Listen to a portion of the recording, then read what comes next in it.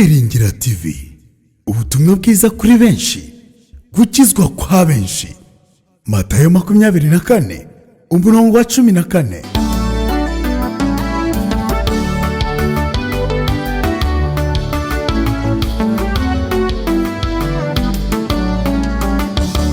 Itangiriro ari amateka y'umugabo wagaragaye mu byo kwizera Imana.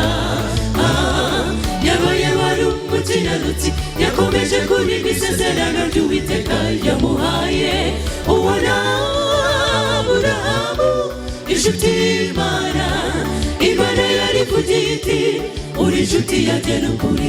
Kwizera kwa Aburahamu watumye abasogokuruza w'amahanga yose umvita Aburahamu.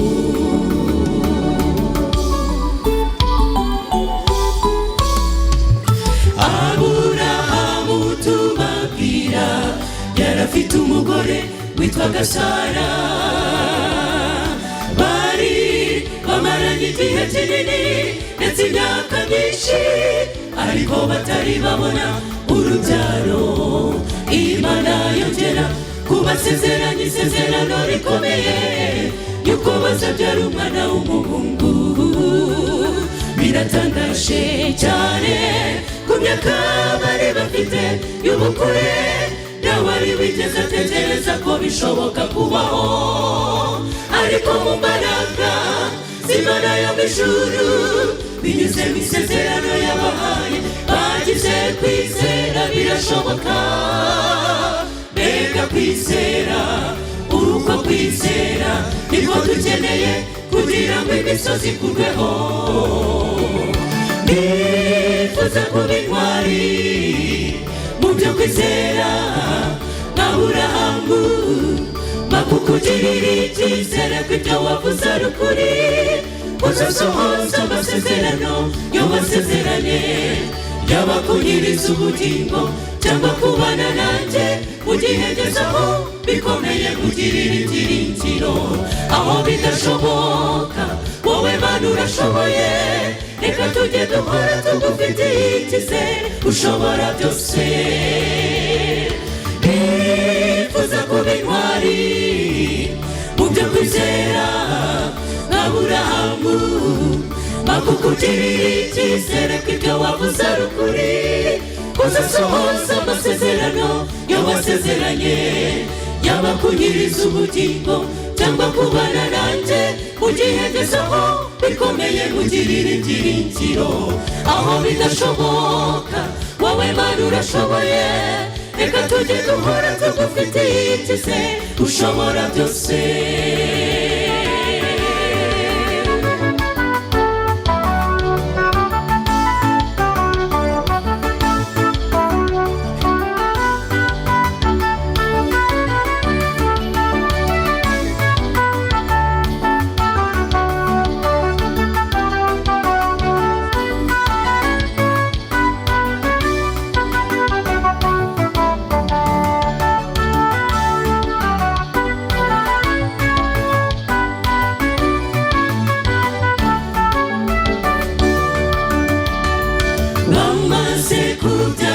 Isaka, Aburahamu yamutuye Uwiteka, maze asabwa kumutamba ngo ari igitambo. Nuko Imana ikomeza kugerageza kwizera kwe yarafite, kandi ntabwo nigeze ashidikanya. Afata Isaka amujyana ku gicaniro ngo amutambire Imana. Aburahamu aza muri mota, Imana yohereza marayika avuye mu ijuru ati Aburahamu sigaho ndakubujije. Imana yohereje inama yo gusigura Isaka, uwo mwanya arayitamba. Mbega kwizera, duhe kwizera, uduhe gutegereza isezerano ryawe.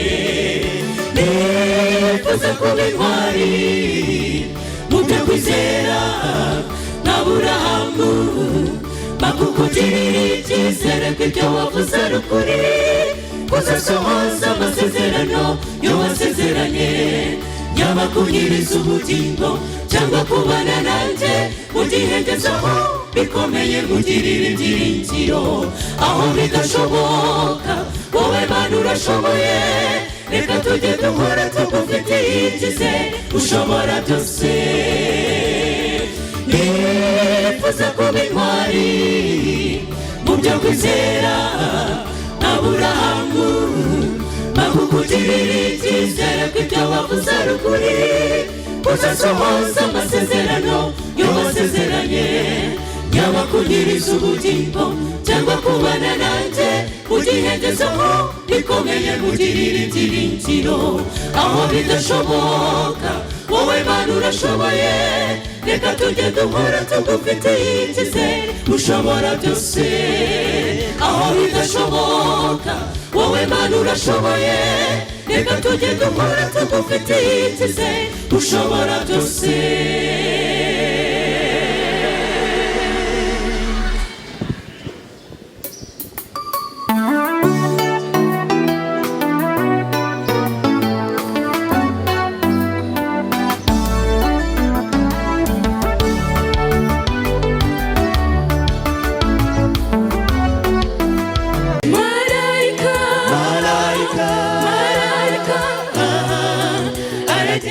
ikimenyetso kubiteguye Marayika aragenda ashyira ikimenyetso kubiteguye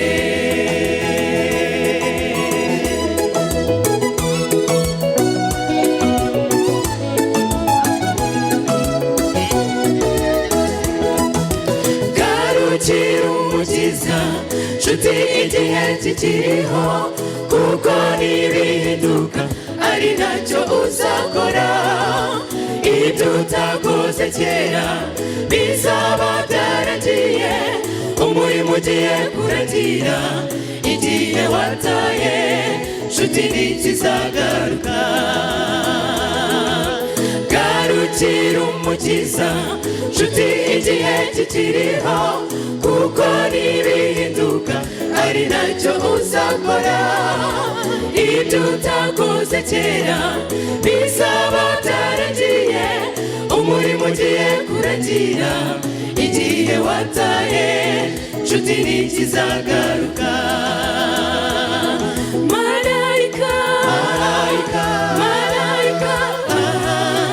aragenda ashyira ikimenyetso kubiteguye Marayika aragenda ashyira ikimenyetso kubiteguye aragenda ashyira ikimenyetso kubiteguye aragenda ashyira ikimenyetso kubiteguye aragenda ashyira ikimenyetso kubiteguye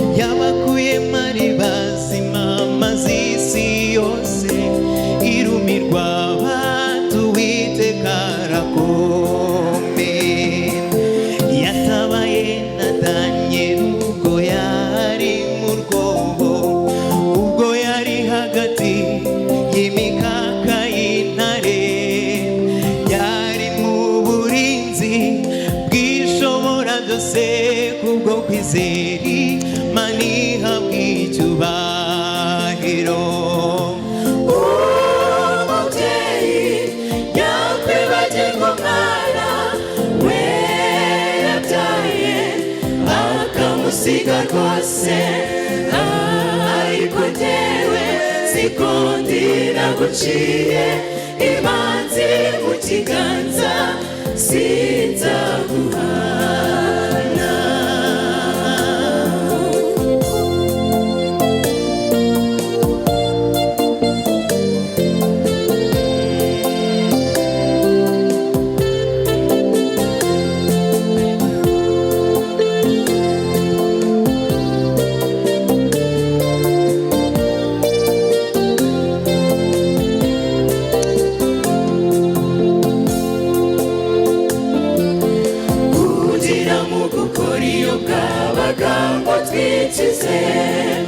bituma twibagirwa ko turi kumwe na Yesu bikadutera gutakaza ibyiringiro tukumva ko turi hafi yo kurimbuka nyamara iyo dufite umukiza mu mitima yacu nta kintu na kimwe cyadutera ubwoba y'ibigeragezo kwisunga Yesu bizadukiza ako kaga umubyeyi yakwibagirwa umwana we yataye akamusiga rwose ariko njyewe sikondira guciye imanzi mu kiganza sinzaguhana umubyeyi yakwibagirwa umwana we yataye akamusiga rwose ariko njyewe sikondira guciye imanzi mu kiganza sinzaguhana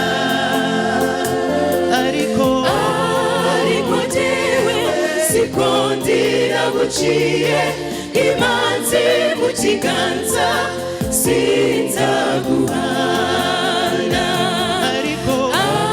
ariko njyewe sikondira guciye imanzi mu kiganza sinzaguhana.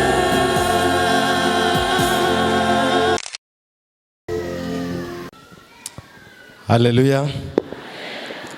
Reka nshima Imana yaduhaye amahirwe kandi n'ubu ikaba iri kumwe natwe. Bashimiye umunezero mufite mu nzu y'Imana, ariko nanone dusabwa kumenya aho turi. Nshimiye abaririmbyi bambanjirije. Nimugoroba uwayoboye gahunda yavuze ngo dufite ababwiriza, arangije avuga amazina y'amakorari n'abavuga ko ari ababwiriza. Bivuze ngo rero ku muntu wagize amahirwe agatega amatwi izi ndirimbo neza, hafi 1/2 ndetse 1/2 cy'ibyo nagombaga kuvuga byasoje. Abo twabanye muri gahunda yo kuramya, Imana ibaha umugisha. Reka ndiba abantu twari kumwe mu gitondo, byiza cyane mwagarutse. Abaje muri uyu mugoroba gusa, murakoze cyane. Uyu mwanya mfite icyigisho gifite insanganyamatsiko igoye kuyumva. Insanganyamatsiko ivuga ngo kumanuka nk'imburamukoro. Kumanuka nk'iki? Yego, imburamukoro nushake ubyita ingwizamurongo, ariko ingwizamurongo nicyo kinyarwanda mukoresha nta cyane. Yego, kumanuka nk'ingwizamurongo. Mwakwibaza ngo ibi bintu biraza kwerekera he?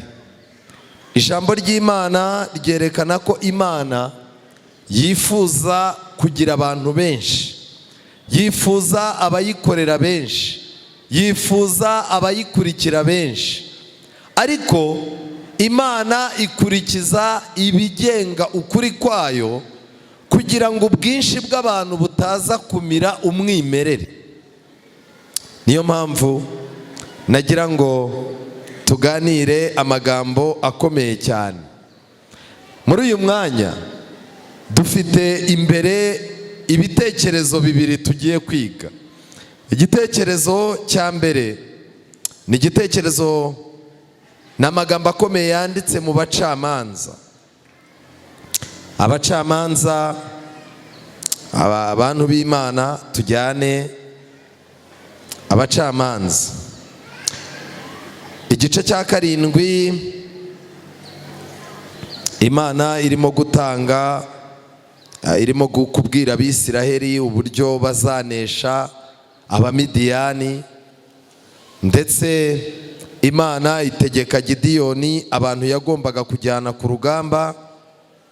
Aya magambo ndabizi neza ko abenshi muri mwe mwayize, ariko munyemerere muri uyu mwanya tuyasubiremo. Ndacyarimo kubona bisa naho ari abanyeshuri barimo kugenda. Yego, ntabwo ari byiza ko umubwiriza arimo kubwiriza mugenda, ahubwo wenda mwakoresha aka kanya. Yego, murakoze. Kumanuka nk'ingwizamurongo. Abisiraheli igihe bari bagiye kujya gutera, bari bafite abanzi bitwa Abamidiyani. Abamidiyani bari babi kuko bajyaga baza no mu murima imyaka yeze, bajyaga batera ari uko imyaka yeze. Rero iyo bazaga bicaga abantu, bagafata abagore ku ngufu bakabajyana, ariko barangiza bakaza bagafata n'ibyo kurya biri mu mirima bakabijyana. Imana rero ikomeza kwitegereza, ibona ibyo bintu ntabwo bizaguma gutyo. Ni muri ubwo buryo Imana yatoranyije Gideyoni. Igihe Gideyoni Imana yari imaze kumutoranya, Imana imutegeka kujya gushaka abasirikare. Mu kujya gushaka abasirikare, Gideyoni yatanze amatangazo. Mu gutanga amatangazo, abantu bitabira igisirikare rwose. Ariko mu kwitabira igisirikare hazamo n'abantu bakunze igisirikare ariko badafite umutima w'igisirikare. Iyo rero abantu bakunze igisirikare ariko badafite umutima wo gukunda igisirikare, mu magambo make ubambika inifomu ukabona n'abasirikare ukababara mu bandi, ariko iyo urusasu rumwe ruvuze nibwo uvumbura umusivili n'utagize gute. Hano harimo abantu barimo kundeba bagaseka bareba hasi nk'abasirikare. Nuko kuri, niko kuri. Gideyoni abantu baraje, bamaze kuza barabara, basanga n'abantu 32,000, kandi abasirikare bari bateye bageraga mu 1000 birenga 10. Gideyoni arangije aravuga ati turabakubita nk'imbwa ubwo dufite abasirikare 32,000. Ngo Gideyoni yarabarebaga mu maso akavuga ngo ntago naruhijwe n'ubusa. Ni nako bimeze n'uyu munsi. Hari igihe umuntu aba yarabyaye abana, afite abana nka 12, abakobwa 5 basa neza n'abahungu nka 7 bafite agatuza kuzura isengeri. Yabareba bari aho ngaho agahita avuga ati ntago naruhiye ubusa.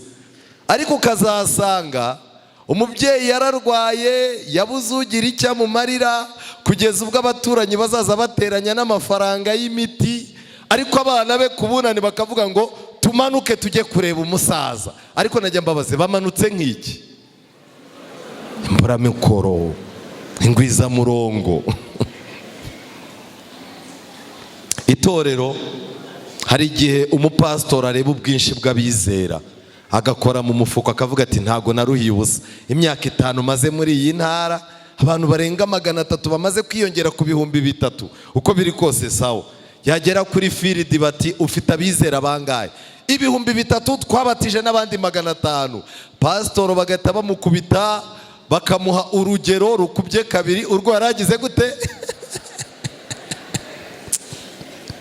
Bazarangiza akazambwira ati pasitoro uko usigaye ugenda ukonje byagenze gute. Agahita avuga ngo bamubariye abizera atagize gute.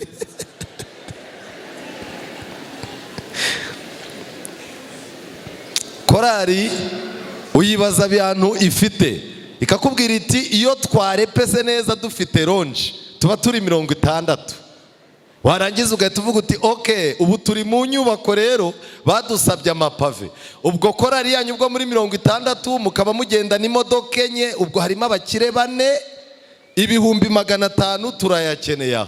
Ukabona perezida wa korari aje iminwa inyeganyega gutya akakujyana ku ruhande ati rega buriya nubwo babona mbafite kuriya ntabongira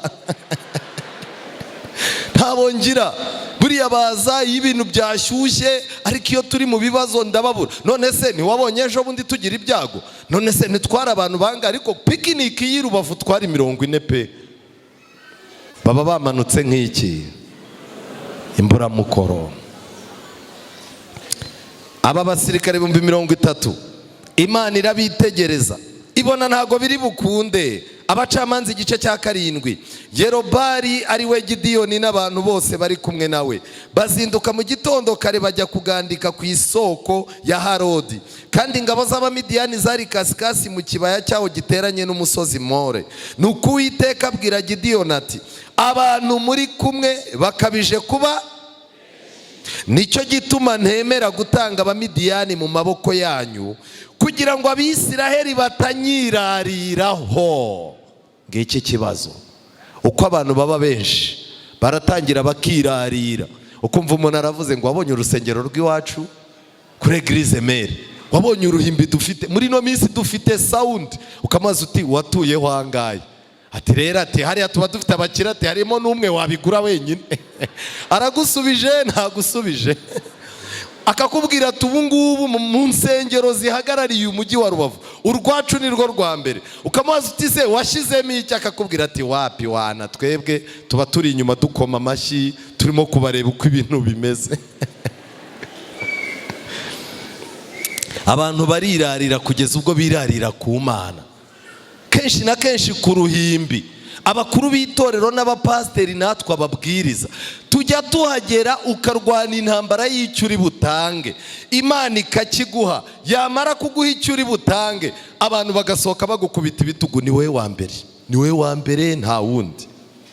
Nasomye amagambo y'uko amakorari iyo yabanje gusenga mu myitozo ya nyuma, abamarayika baza kubasura aho barepetera bakareba umugambi bafite, ndetse iyo babyemereye abamarayika babereka uko bazatondeka indirimbo. Barangiza abo bamarayika kuko babanye nabo mu myitozo, ntabwo abamarayika witeguranye nabo gahunda, ntushobora kubabura muri gahunda nyirizina. Rero nagira ngo nkubwire, nubona umusore arimo kugutereta abamarayika ukabaheza, ntuzabasabe kuza mu bukwe, ntago baza. Icyo wateguranye nabo nicyo cyonyine bagira gute bazamo. Aba bantu bari kwirarira ku Mana. Imana irangije itanga itegeko. Itegeko yatanze nuko hagombaga gutangwa itangazo. Abasomyi ba Bibiliya hari itegeko Imana yatanze ry'intambara riri mu Kuva 20:5 kugeza ku 8. Imana yavuze yuko mbere yuko Abisiraheli barwana urugamba, umutambyi ajyaza yegere abantu. Umutambyi namara kubegera ababwire ngo uyu munsi mwegereye ababisha banyu, ariko Imana yanyu nayo yabegereye. Amen. Icyo kintu iyo umutambyi yakivugaga hatangwaga amatangazo.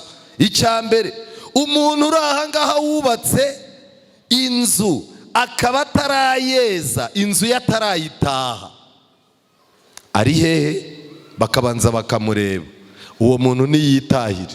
Kuko muri Isiraheli kubona inzu, kuko babagaho mu buzima bugoye, iyo wabonaga inzu yabaga yaragiye mu bwonko bw'umutwe bwose, yaragize gute? Yaruzuyemo. Ubona amabati ukabona inzu yawe, bavuga amafaranga ukabona inzu yawe, ibintu byose. Uwo muntu rero yashoboraga no kuba yasahura ku rugamba, kuko inzu ye niyo imuri mu mutwe. N'ubu hano hari abantu bafite inzu barimo kubaka mu mutwe, hari abafite izo bateganya kubaka mu mutwe, ku buryo gutanga icya-10 n'amaturo barabiretse, ntibashobora kugira icyo bamarira korari yabatabaje, nta n'ikintu bamarira umurimo w'Imana. Kubera iki? Inzu yanjye. I Kigali rero haba abantu bajya banshimisha cyane. Umuntu yaciye umugani ngo amafaranga atakubaka inzu uyubakisha umubiri. Ubwo ni ukuvuga ngo ni ukurya uko abandi bazamura inzu, wazamura inda n'igikanu. kavuga ati nanjye narubatse. Ariko iryo tangazo ryaratangwaga.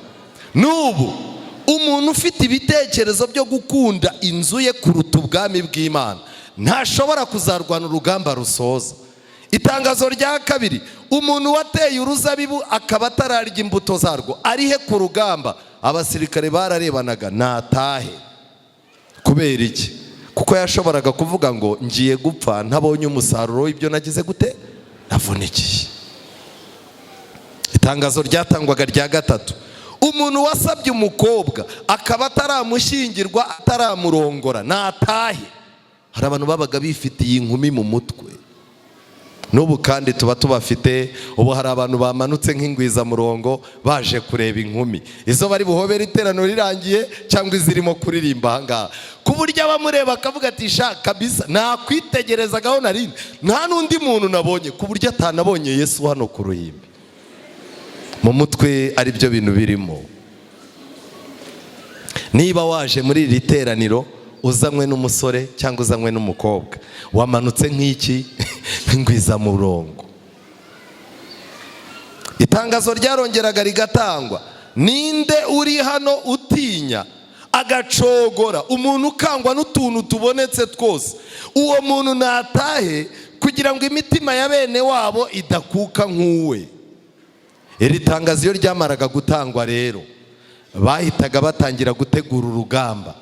Ndagira ngo mbabwire, mbere yuko twinjira mu rugamba rusoza amateka y'isi, aya matangazo Imana irimo irayatanga ariko mu buryo budasanzwe. Mu magambo make, umuntu ukunze iby'isi kuruta uko akunda Imana, umuntu ukunze abantu kuruta uko akunda Imana, umuntu ugirira ubwoba akantu kabonetse kose ntashobora kuzarwana urugamba rusoza.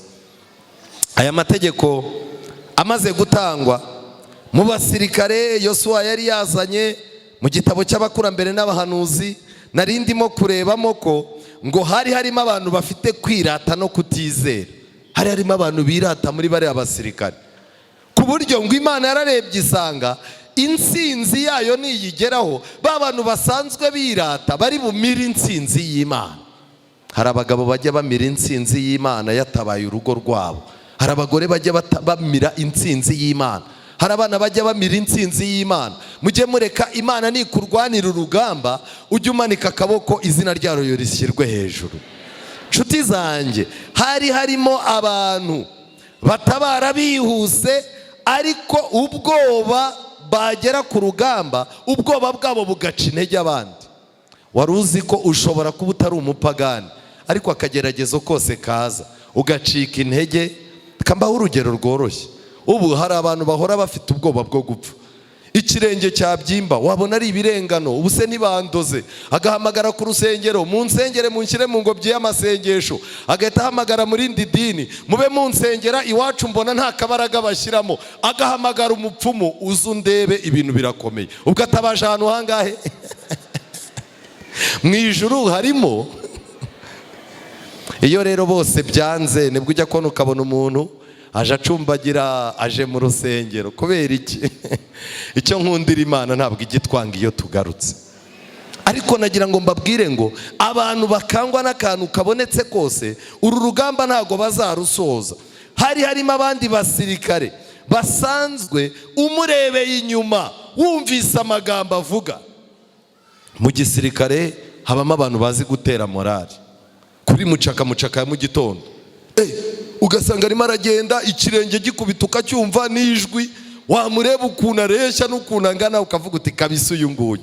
Ariko haba havuze ikintu cyitwa ikibombe, kabwira abantu ati mugende mujye imbere ndabarebera. No mu nzu y'Imana abo bantu babamo, umureba ukuntu ahagaze n'ikoti yambaye ukavuga uti iri torero rigira umugisha. Ukamureba imodoka aparitse ku rusengero n'umudamu we n'abana be, ukareba ukuntu bicaye bareba gahunda ukavuga uti iri torero mufite uriya muntu mufite umugisha. Yajya guhaguruka, mufite ikibazo mu rusengero, akababwira ati rero mufite ibibazo ariko natwe mu ngo zacu dufite ibindi bibazo byanaturenze rwose bayobozi, njyewe ndumva iki kintu mwagihindura mukakimura. Abizera bararushye baranakennye bayobozi. Nje ku rwanjye ruhande rero ntabwo ngiye kugira icyo mbabwira. Umuyobozi azaza ndebe mu rugo tubivugane, cyangwa mbwire madamu azabivuge. Umudamu w'akabaraje naho umudamu we yikundira amafaranga cyane. Mudamu agahita avuga ati ibintu mukeneye harya mwatubwiye miliyoni zingahe? Ni miliyoni 10 dukeneye, tuzabaha 20,000. Kandi ubwo ni umukire wa mbere hehe. Umuntu wayoboye gahunda wamuhaye mikoro akavuga ati mikoro ipfuye ubusa rwose. Ako uzi kwambara ikoti na mikoro igapfa ubusa. Cyo nagira ngo mbabwire, hari abantu Satani yazanye kugira ngo mu bintu by'Imana bajye baca abandi bantu intege. Byarangiye abasirikare 22,000 bigiye. Bamaze kugenda, Yosuwa arababara acika intege, Gideyoni arababara acika intege. Amaze kubabara, Imana iramuhamagara iramubwira ngo nabo baracyari benshi. None se 22 biratashye. Gideyoni yagombaga no kubwira Imana ati uzi imbaraga bitwara kugira ngo abantu bagire gute baboneke, uzi kugira ngo abantu bangana gutya bamanuke baze kumugeza imbaraga byantwaye. Imana aramubwiye ngo bakabije kuba benshi. Ntukajye ucika intege. Nubona Imana irimo kugenda yemera ko hari abantu mwagendanaga mu rugendo, hari abantu bari inshuti yawe bagenda bagucikaho, ntibikakubabaze. Imana birimo gutegura ikibuga ngo usigarane abushoboye kandi bazagushoboza bakagufasha. Ariko kumva umuntu nari mfite inshuti none zaragiye. Hari inshuti wasizwe n'ishuri, hari inshuti wasizwe n'amafaranga, none se uragira ngo zihagume kandi umunyu uzakurigatagaho warashize. Buriya amafaranga ni nk'umunyu, iyo uyafite buri muntu wese aba afite amatsiko yo kukurigataho. Ariko iyo yashize umuntu arakureba rwose agahita avuga ati nta kintu asigaranye. Ukajya kumva no mu rusengero batanze amatangazo y'abantu bari busigare bakenewe, ugashakamo izina ryawe ukagira gute. Korari igatangira igahamagara abo irimo gushimira, turashimira kanaka, turashimira kanaka. Umugore wawe akakunosha ati buriya nawe bagiye kuguhamagara, ugategereza ugaheba. Ariko icyo nshimira Imana, hari igihe mu isi bakwibagirwa, mu ijuru ari wowe ugezweho. Ngicyo ikintu gituma Imana itagikangwa n'ubwinshi bw'abantu.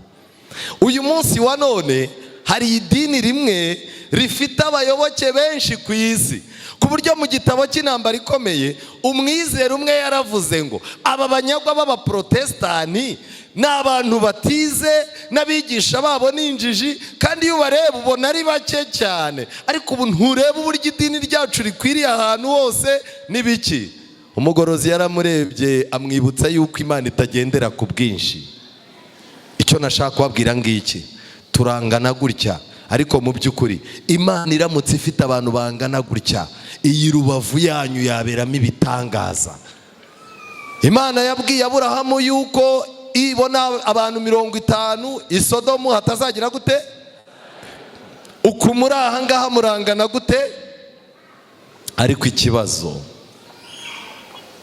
mwamanutse mujya kuri Yorodani mumanuwe n'iki? Ese muri abakozi b'Imana cyangwa muri ingwiza murongo? Iki ni ikibazo, kuba abantu baba benshi ariko Imana ntimenyekane cyane, ni ikibazo gikomeye. Aba bantu rero barangije, Imana irongera itanga ikizami cya mbere. Imana yaravuze ngo nabamanukane bajye kunywa amazi. Icya mbere, abantu ba mbere baragiye banywa amazi. Bibiliya iravuga ngo banywa amazi nk'uko imbwa zigira gute, imbwa ziyanywa. Kunywa amazi nk'imbwa, gushaka ubuzima bw'isi nk'imbwa. Kandi Bibiliya ikavuga yuko imbwa zigereranya abantu bari abantu b'Imana ariko bagasubira hehe? Inyuma. Kuko iyo usubiye mu byaha, Bibiliya ivuga ko imbwa isubiye ku birutsi byayo. Kunywa amazi nk'imbwa, gushaka ubuzima, gushaka imibereho nk'imbwa utiringiye Imana. Aba kabiri bageze ku mazi, barangije inkota bazishyira hasi, barapfukama banywa amazi. Dufite umubare munini w'abantu baramya akazi, baramya ba boss, badashobora kumva yuko bafite amahitamo akomeye imbere yabo. mukaganira akakubwira ati aka kazi nakabonye nkababaye, niba nkaramya ndamaze, ubu nzongere mere nk'uko nari imeze. Ubu dufite abantu barangiza gusenga saa 5 bagahita batega imodoka bakajya mu kazi nyuma ya saa 6, kandi ngo ubwo baruhutse isabato. Nongere mbabwire ngo isabato itangira saa 12 zo kuwa nyuma, ikarangira ku isabato saa 12 z'umugoroba. Isabato itari iyo, niba ufite isabato itangira uyu munsi mu gitondo, iyo ntabwo ari isabato, iyo ni pirate ya pirate y'isabato. Ndagira ngo nkubaze ko kunywa amazi biri imbere yacu urimo urayanywa nk'iki? Nk'imbwa urimo urayanywa wapfukamye, inkota washyize ku ruhande. Ariko ngo abantu 300 banyweye amazi inkota zabo ziri mu kwaha. Aba bantu ngo Imana yabwiye Gideyoni ngo bashyira ukwabo. Kubera iki? Gushaka amazi yo kunywa ntibyabibagije yuko ari abasirikare bafite urugamba.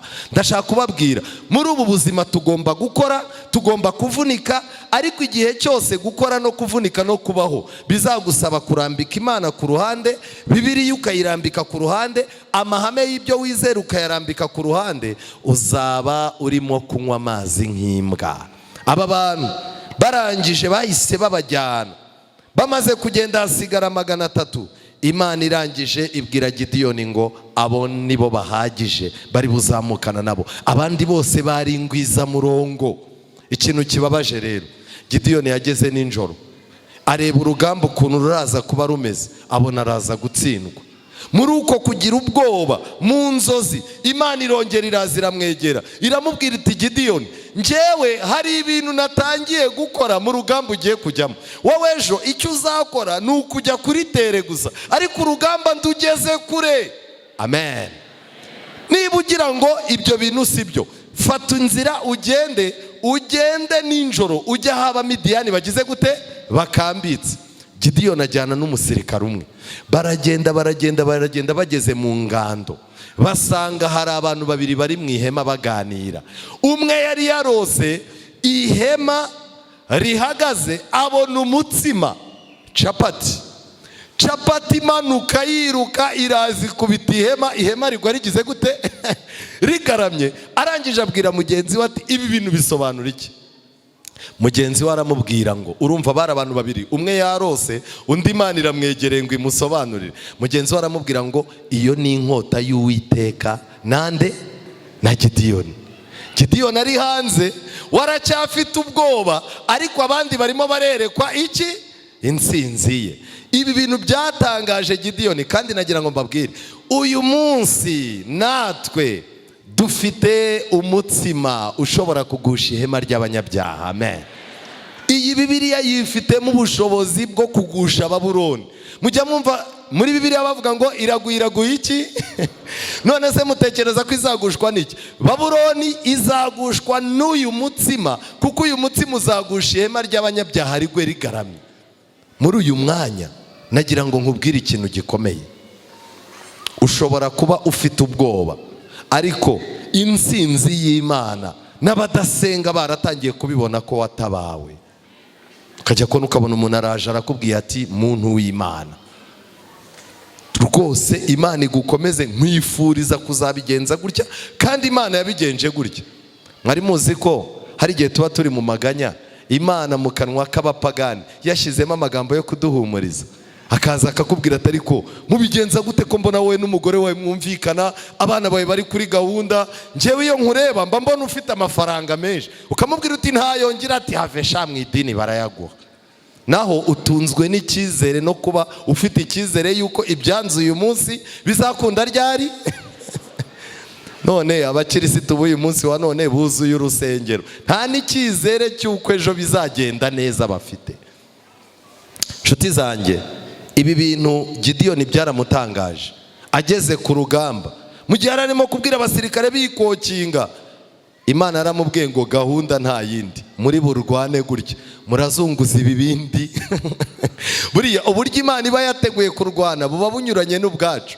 Kandi nagira ngo mbabwire, kubera ko Imana ikoresha abantu bake ngo igere ku ntsinzi, abo bantu bake baba bagomba kuba ari abantu bumvira Imana mu byibategeka ibyo ari byo byose. 300 bageze ku ntsinzi. Isiraheli ishyira munsi y'ibirenge byayo umwanzi wayo. Mu itorero ry'abadivanisiti, iyaba twagiraga abadamu bakeya bambara neza, iyaba twagiraga abasore bakiranukira Imana bari mu nzira nyayo, iyaba twagiraga abakobwa badahutazwa n'urukundo bagafata umwanzuro bagategereza iby'Imana yabageneye badatanze avansi. Mwiriwe ndagira mbabwire ngo intsinzi yose dushaka twayigeraho iyaba twari dufite abizera badatoranya abantu ngo abanyamafaranga babicaze imbere, abakene babicaze inyuma.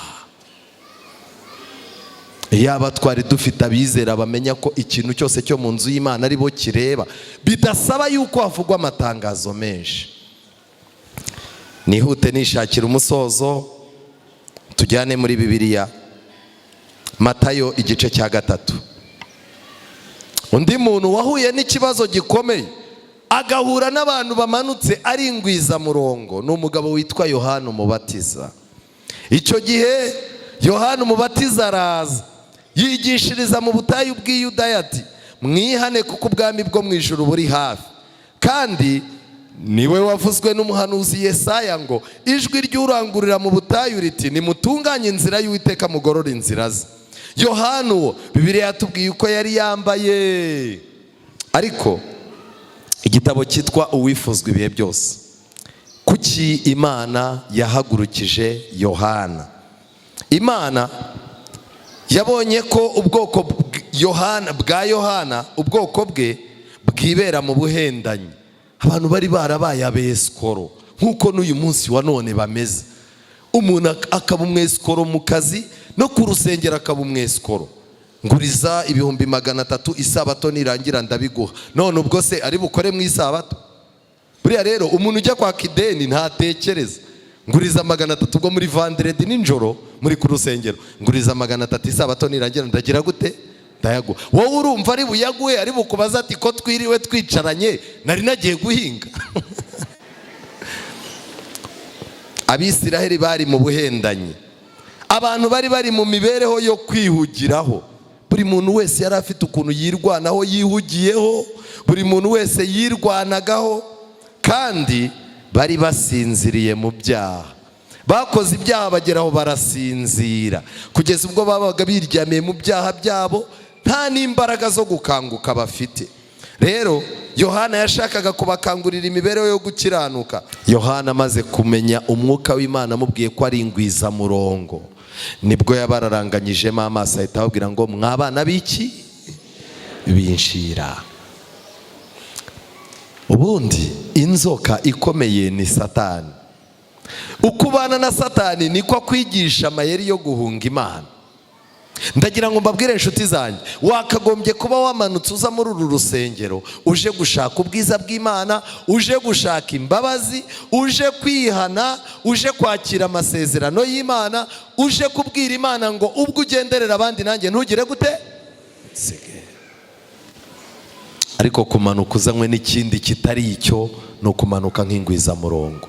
Dufite umubare w'ababatijwe baje gushaka abagabo, ababatijwe ngo bashimishe ba bosi babo, ababatijwe kugira ngo base babagirire icyizere, abagiye baza kubatizwa kugira ngo barebe ko ubuzima bwa kwanga hanze byaranze. Hari abagiye baza kubatizwa avuga ati amateka mfite hanze nta mugabo nazapfa kubona. Ariko buriya abantu b'abakristo baba bahumirije, baba ari n'injiji badasobanutse, hariya nzahashikuza umugabo. Ariko uko nukuza nk'ingwizamurongo. Icyo nagira ngo mbabwire ngiki ni amagambo yantangaje. Ellen White yaranditse ngo, mbere yuko twinjira mu kaga, abantu twajyaga tubona kwizera kwabo tukifuza kugufataho urugero. Abantu bajyaga bagaragaza ko ari abanyabwuzu cyane mu bintu by'Imana, ariko bakaba batarashikamye ku Mana, badafite umuhamagaro. Ngo abo bantu bazagwa mbere yuko twinjira mu karengane. Kandi mu karengane hagati tuzatangazwa no kubona umubare uruta uwo dufite ubu, wita ku nyigisho ziyobya n'imyuka y'abadayimoni. Nshuti yanjye, muri uyu mwanya ndagira ngo ngusabe, ukeneye Imana cyane, ukeneye kumanuka uje gushaka Imana. Ririmba indirimbo mu mutima wawe ibwira Imana ngo Mana ungeze kuri Yorodani umpe no kugira gute, umpe no kuyambuka. Saba Imana ikugenderere wo kubingwiza murongo. Saba Imana igira ikintu kidasanzwe ikora mu mutima wawe kugira ngo uko mu isi babara umubare w'abizera aba ariko n'ijuru naryo ribara. Ntago nzi nimero urimo mu gitabo cy'itorero, ariko igitabo cy'itorero kinyuranye n'igitabo cy'ubugingo. Kwandikwa mu gitabo cy'itorero bifitanye isano no kuba umuyoboke mwiza mu isi. Ariko nagira ngo mbabwire, umuntu ashobora kwandikisha izina rye mu gitabo, ariko ku munsi usoza amateka y'isi akazashakwa mu gitabo cy'ubugingo akabura. Reka nkubwire, hari abantu bashobora kuzavuga bati munshakire kuri page yegeranye n'iya Musoni. Musoni mwamubonyemo? Yego. None se ni gute Musoni mumubonyemo nge mukambura kandi twarabaga turi kumwe? Murebe kuri page igize gute. Kuba waragendanye n'umuntu ntibivuze ko mu gitabo cy'ubugingo amazina yanyu ashoreranye. Kwandikwa mu gitabo cy'ubugingo, kwakira Kristo nk'umwami n'umukiza, bituma uba mu bantu b'Imana utaringwiza murongo. Abadamu ndabasabye cyane muhinduka abantu bafite umumaro. Mwabagabo mwe nimuhinduka abantu bafite umumaro. Mwabizera mwe ubu itorero ririmo rirasabwa ibintu birenze ibyo rishoboye gukora, ariko ikibazo rifite ni kimwe: turuzuye hano. Byagenda gute haramutse hatanzwe itangazo yuko hari ibintu mutujuje, bagategeka yuko mu cyumweru kimwe ibyo bintu mubigeraho, nimubutebegeraho nabo bakabafungira? Hari abantu bavuga bati njyewe n'ubundi ku rusengero barufunze, njye urwanjye ndarugendana n'umutima. Harya ubu iki gitaramo cyari kubera mu mutima, mwari guhagarara he? Simwe mbaza.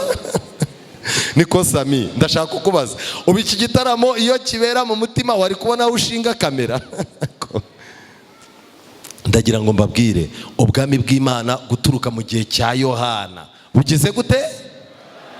Biragusaba kumanuka kuri Yorodani ukakira umwami Yesu, ukabatizwa, ukagendana n'umwana w'intama aho ajya hose, kandi ukazaza ubwira Yesu ngo ngubu ubutunzi bwanjye sinzagira gute, sinzabuguteraho, ngibi birenge byanjye nguhaye akanwa kanjye, mwami nkwihaye wese. Icyo kintu umuntu utaragikora, nutiha Yesu uziha isi cyangwa isi izakwiha.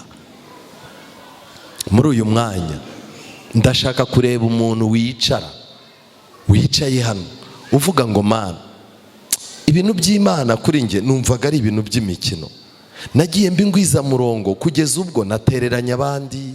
Hari ibintu abantu bari banyizeye ko nashobora sinabishobora, nasezeraniye Imana ibyo nzayikorera, none nta na kimwe nakoze, kandi mfite ubwoba yuko ubuzima bwanjye ubwo ntacyo maze mu nzu y'Imana bizarangira nta n'icyo maze mu murimo w'Imana. Kubw'ibyo rero Mana, gira ikintu kidasanzwe ukora ku buzima bwanjye.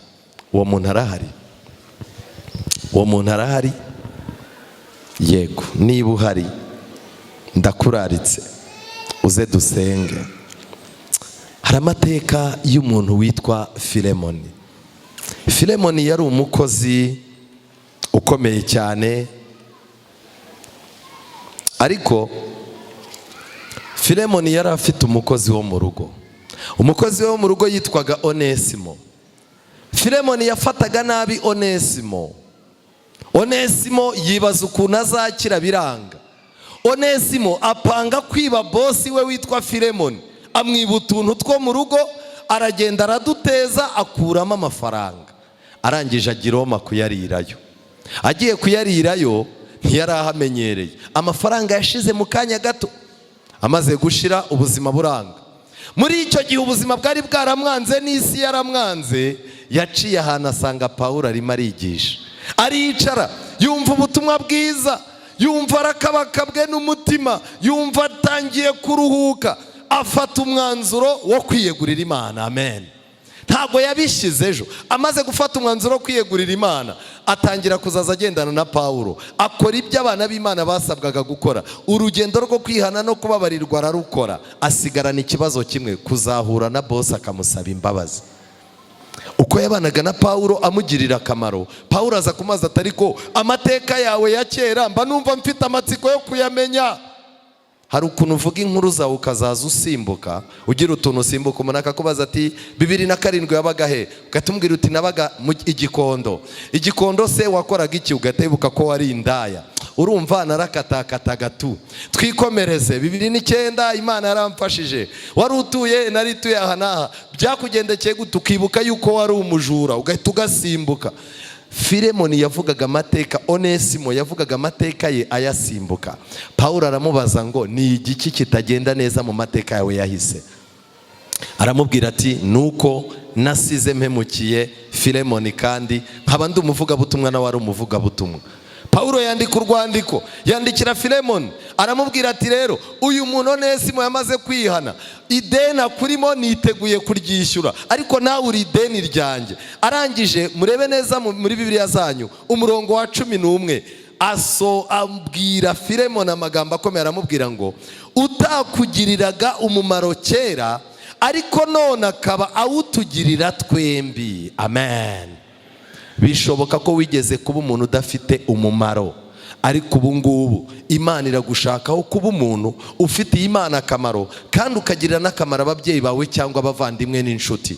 Muri uyu mwanya ndasaba umuntu ubwira Imana ngo imuhindurire amateka, umuntu uvuga ngo sinifuza kuba ingwiza murongo, ndifuza kuba mu bintu by'Imana mbirimo, sinifuza kuzagushwa n'akaga. Nagiye nshakisha ubuzima bw'isi, kenshi na kenshi nagiye nywa amazi nk'imbwa. Hari igihe cyageze Bibiliya nyishyira ku ruhande, inkota nyirambika ku ruhande, ndapfukama kugira ngo nywe amazi.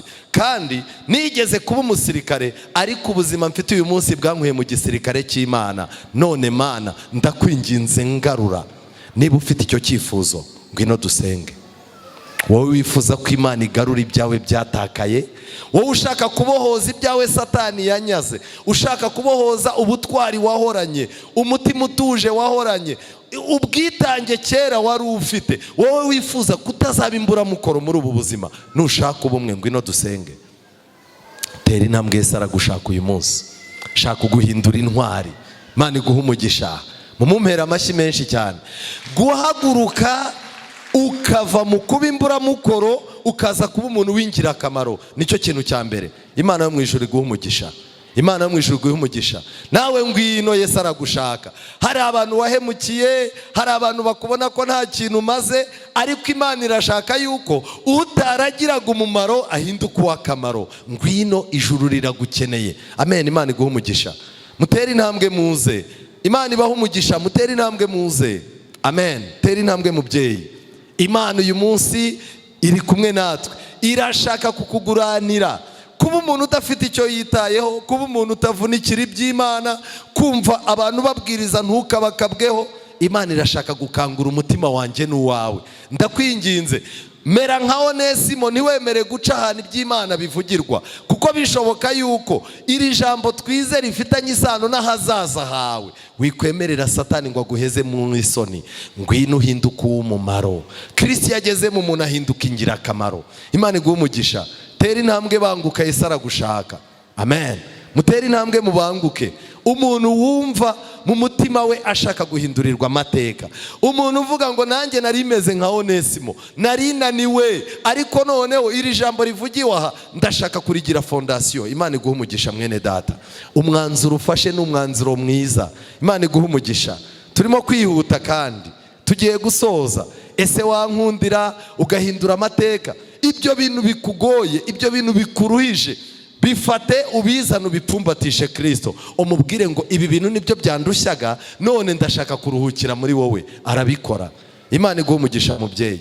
Umuntu ushaka gutabarwa, ushaka guhindurirwa amateka, umuntu ushaka kukuva kuba imburamukoro akaba umuntu w'ingirakamaro mu nzu y'Imana, umuntu urimo gusaba Imana ngo imwubake abe yubakitse, ibihe by'akaga nibiza bizamusange ahagaze neza. Tera intambwe dusenge. Nashaka bumwe, Imana iguha umugisha. Tera intambwe, Yesu aragushaka muri uyu mwanya. Ntiwemerera amatwi ya Satani, ntiwemerera amatwi yawe ngo yafunguriye Satani akugumisha aho wicaye. Oya, Imana ibaha umugisha. Imana irimo irashaka abantu b'ingirakamaro, ariko Satani arimo araduhindura imburamukoro, abantu badafite ikintu na mbabi bashinzwe, abantu bumva ibintu by'Imana bitabareba, abantu barimo gushaka isi ku buryo n'ijuru baryibagiwe. Ngwino Imana iguha imbaraga, yongere guha ubutwari. Birashoboka yuko wigeze kunezezwa n'iby'Imana, ariko muri iki gihe ukaba utakinezezwa nabyo. Bishoboka ko wigeze kuba umurwanyi, ariko uyu munsi wa none ukaba waraguye. Iri teraniro n'iki gitaramo bigendere kukubyutsa. Ngwino Yesu akubyutse niba uhari. Ese hari undi usigaye? Twese duhagurutse, twese duhagurutse. Uwiteka Mana nziza, izina rye rihabwa icyubahiro. Muri uyu mwanya utweretse yuko ubwinshi butagukanga, ahubwo bukeneye umuntu umwe utega amatwi icyo umusaba. Twajyaga twishimira yuko turi abizera benshi, ariko itorero rikeneye umwizera uzi icyo yahamagariwe. Twajyaga twishimira yuko dufite abayoboke benshi, ariko wowe ukeneye abantu biyubaka ku ijambo ryawe no ku mahame yawe. Abenshi muri twe tumeze nka Onesimo, twagiye tuba imburamukoro igihe kirekire, ariko turifuza guhindurirwa amateka ngo mu makorari turimo duhinduka b'ingirakamaro, mu nama y'itorero tuba ingirakamaro, mu buzima bwa buri munsi tuba abantu bafite icyo bamaze, ku buryo no ku munsi wa nyuma w'ubuzima bwacu icyuho cyo kutaboneka kwacu abantu bazabona ko ari cyo twari tumaze. Hari abana bawe bahagurutse baje imbere, barifuza guhindurirwa amateka, baje kugufata mu kiganza. Igihe Abisiraheli bari bageze ku mazi, Mwami Uwiteka 300 barasigaye abandi baragenda. Birashoboka yuko muri iki gihe cy'ishungura abantu benshi ahazaza habo harimo gutoranywa bitewe n'uburangare bafite. Ndakwinginze udukangure. Ubutumwa bwiza reka budukangure, duhinduka abantu bagukeneye. Ngaho rero muri uyu mwanya ubwo abana bawe bagiye gukomeza, kandi Mwami Uwiteka muri iri teraniro tukaba turi kumwe n'abana babiteguye kugutaramira, turakwiyeretse ngo ubane natwe, udufate mu kiganza, ijambo ryawe rikomeze ryubahirizwe, kandi turakwihaye kugira ngo winjire muri twe duhinduke abantu bifuzwa, kuko uri uwifuzwa ibihe byose. Tubisabye mu izina rya Yesu, amen. Nsabe mwebwe muce hariya, ndifuza kuvugana namwe. Yego, ni muri ubwo buryo nagira ngo mbibutse yuko uyu munsi turatanga ituro ry'inyubako.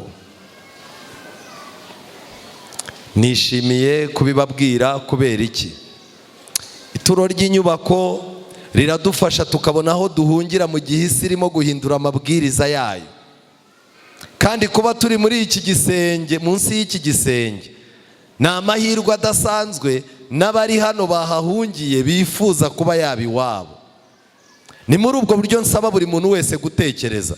Ntago twahamagariwe kuvuga iby'Imana gusa, twahamagariwe no gukora no kurekura umutungo wacu ngo ukore umurimo w'Imana. Ni muri ubwo buryo nagira ngo abayobozi b'itorero badufashe. Iri turo ry'inyubako turitange dutekereza kuruta uko twajyaga turitanga dutekereza.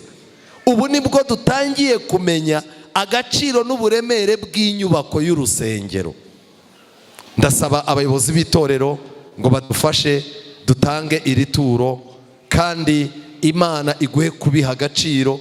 Igihe cyakagombye kuzagera ukazaza uzana ituro nta muntu uri kwatse ry'inyubako, ukareba inguni ikeneye irangi, ukareba. Kubera iki? Aha niho hantu tuza kuruhukira, kandi aha hantu tuhakura umunezero. Urubanza ukomeye uteye ubwoba, abatuye isi nihane, kuko bizaba bidasanzwe kuri uwo munsi w'amateka asoza isi. Irinde mutagwa mu bishuko, mukore iby'umwami ashaka, kuko ingororano z'abatsinda urubanza basera ubugingo buhoraho. Hitamo urubanza burimo, kuko igihe cyo cyarangiye. Hitamo neza mugenzi wanjye, uzabe mubaza mubana ukaza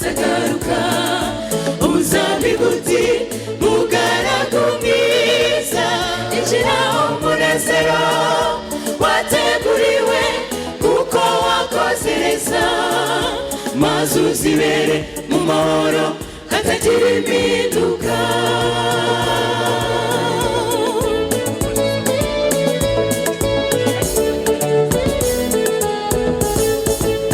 Tuzamera dute tugeze imbere y'umucamanza utabera? Ibitabo bibumbuwe buri wese abwiwe icyo yakoze, ndetse atakibona umurengezi. Koresha igihe ufite none wisuzume bigishoboka, maze kuri wa munsi uza ushikamye wishimire kutsinze byiteka. Itabura ubanduza burimo, kuko igihe cyo cyaragiye. Itamuneza mugenzi wanjye, uzabe mubaza mubona ukazagaruka. Uzabwirwa uti mugaragu mwiza, umunezero wateguriwe kuko wakoze neza, maze uzibere mu mahoro hatagira impinduka.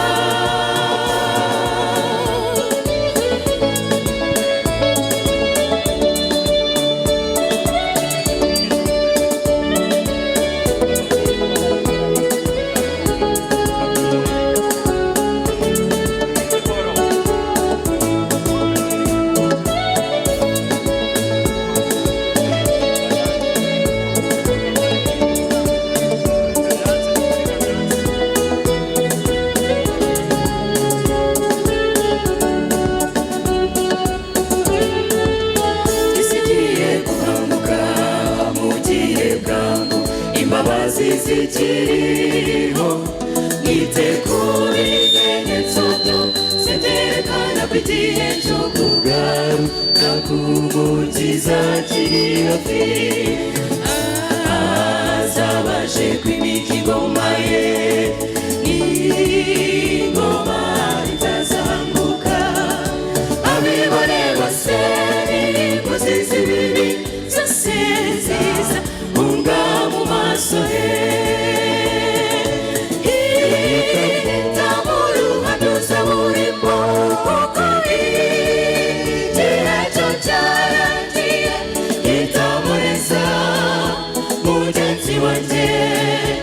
Uzabe mubaza mubona ukazagaruka. Uzabwirwa uti mugaragu mwiza, injira mu munezero wateguriwe kuko wakoze neza, maze uzibere mu mahoro hatagira impinduka.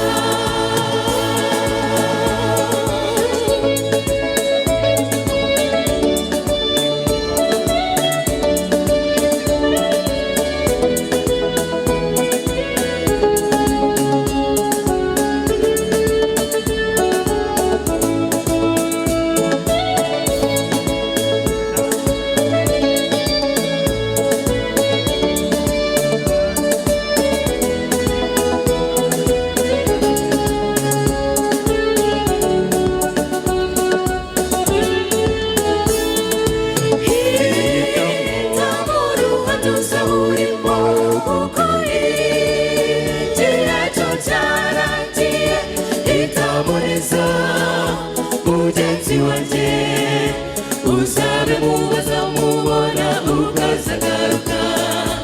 Uzabwirwa uti mugaragu mwiza, injira mu munezero wateguriwe kuko wakoze neza, maze uzibere mu mahoro hatagira impinduka.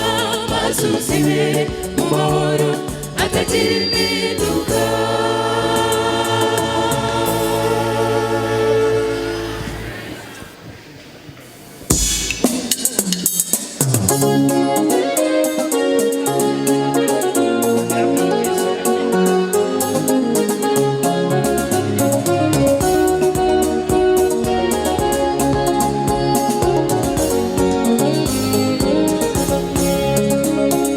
Mazi bisimfite ubutumwa ukomeye shaka kugutuma ndirimbo we nuzuye ibyishimo bikomeye mu mutima kubyo Uwiteka aherutse kunkorera none umunezero wansabye mu mutima ngaho haguruka genda umbwire Uwiteka uti ibyo wakoze yaranyuzwe zijya ntambara warwanye yarazibonye uti ntacyo mfite yo kwitura ntiwanye n'ibyo wakoze ariko akira ishimwe rimuvuye ku mutima genda umbwire Uwiteka uti ibyo wakoze yaranyuzwe zijya ntambara warwanye yarazibonye uti ntacyo mfite yo kwitura ntiwanye n'ibyo wakoze ariko akira ishimwe rimuvuye ku mutima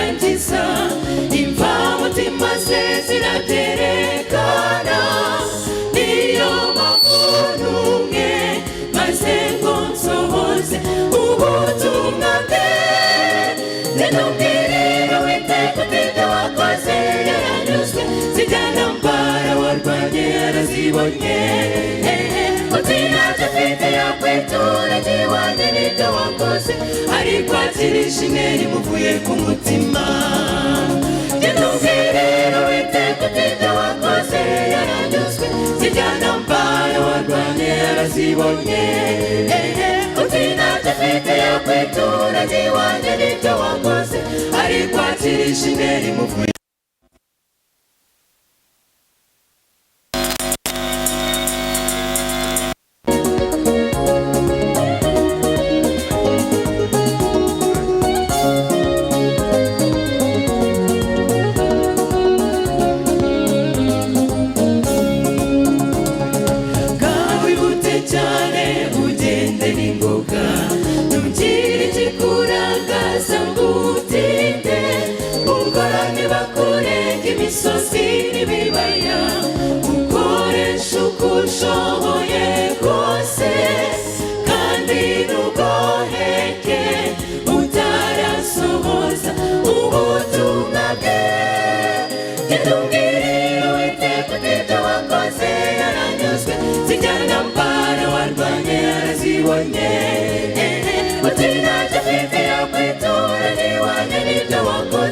ariko akira ishimwe rimuvuye ku mutima ntumbwire Uwiteka uti ibyo wakoze yaranyuzwe zijya ntambara warwanye yarazibonye uti ntacyo mfite yo kwitura ntiwanye n'ibyo wakoze ariko akira ishimwe rimuvuye ku mutima uti ntacyo mfite yo kwitura ntiwanye n'ibyo wakoze ariko akira ishimwe rimuvuye ku mutima uti ntacyo mfite yo kwitura ntiwanye n'ibyo wakoze ariko akira ishimwe rimuvuye ku mutima uti ntacyo mfite yo kwitura ntiwanye n'ibyo wakoze ariko akira ishimwe rimuvuye ku mutima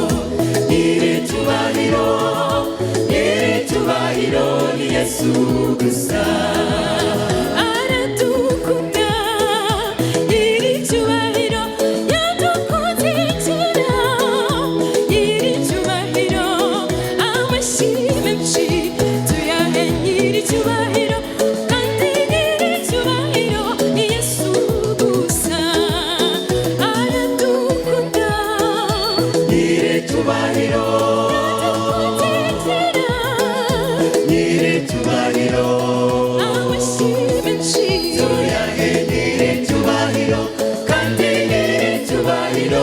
Yesu gusa bivuge nyiricyubahiro nyiricyubahiro nyiricyubahiro ni Yesu gusa nyiricyubahiro nyiricyubahiro nyiricyubahiro ni Yesu gusa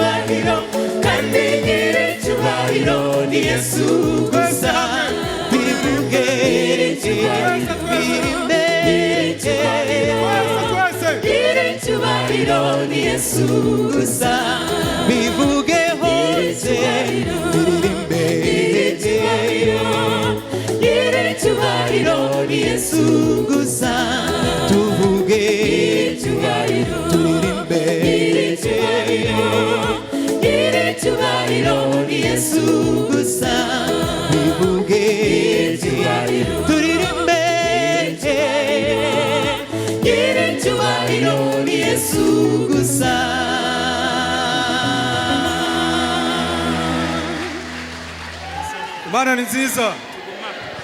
Imana ni nziza.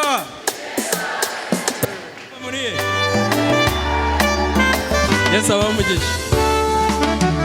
Ikidutekereza yaratugereye kandi yaduhaye ititangira itugabira byose masira twandikira iti mutazayoba inzira uru rwandiko n'igitangaza narwo isi ndeba kure erega menya n'ibyahazaza iri muri ubu buzima ubacikanwa amateka uyavimuzi mana warakoze cyane simba nziyomba niyo njya Bibiliya murikira ahacuze umwijima mbera ikabaza ibirenge byanjye ntibizasitara nzakurya nkiriho ujya umbera ifunguro ry'umunsi umfatiye runini urindeba kure Bibiliya murikira ahacuze umwijima mbera ikabaza ibirenge byanjye ntibizasitara nzakurya nkiriho ujya umbera ifunguro ry'umunsi umfatiye runini umucyo.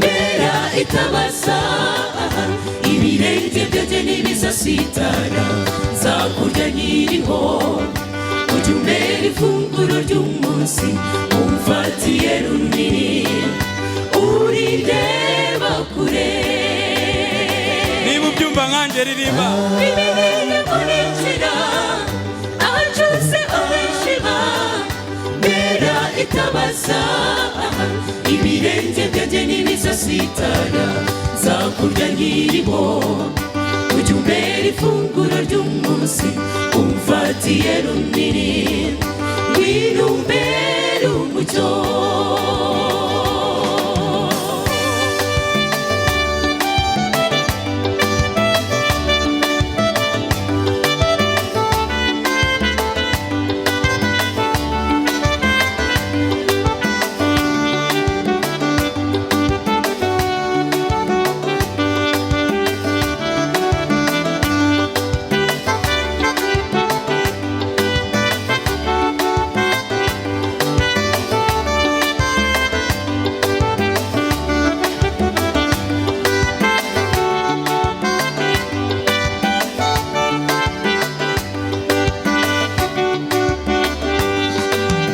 ibyaro kwibyakiye isiramweru na muhima abakuriyeho bavuka bambaye ukuri Yesu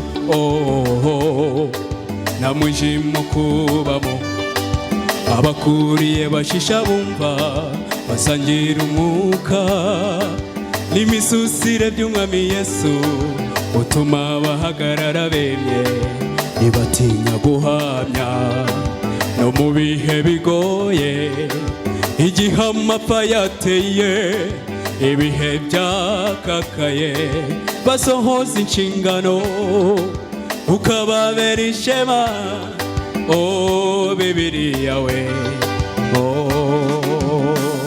Bibiliya murikira ahacuze umwijima mera itabasa ibirenge byanjye ntibizasitara nzakurya nkiriho ujya umbera ifunguro ry'umunsi umfatiye runini urireba kure Bibiliya murikira ahacuze umwijima mera itabasa ibirenge byanjye ntibizasitara nzakurya nkiriho ujya umbera ifunguro ry'umunsi umfatiye runini ngwino umbere umucyo. muririmbe mwenyine twumve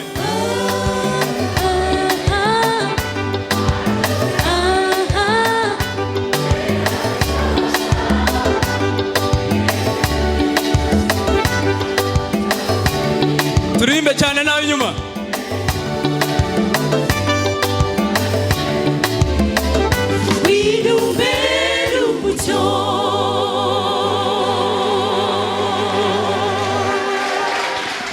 Kwiringira TV, ubutumwa bwiza kuri benshi, gukizwa kwa benshi. Matayo 24 umurongo wa 14.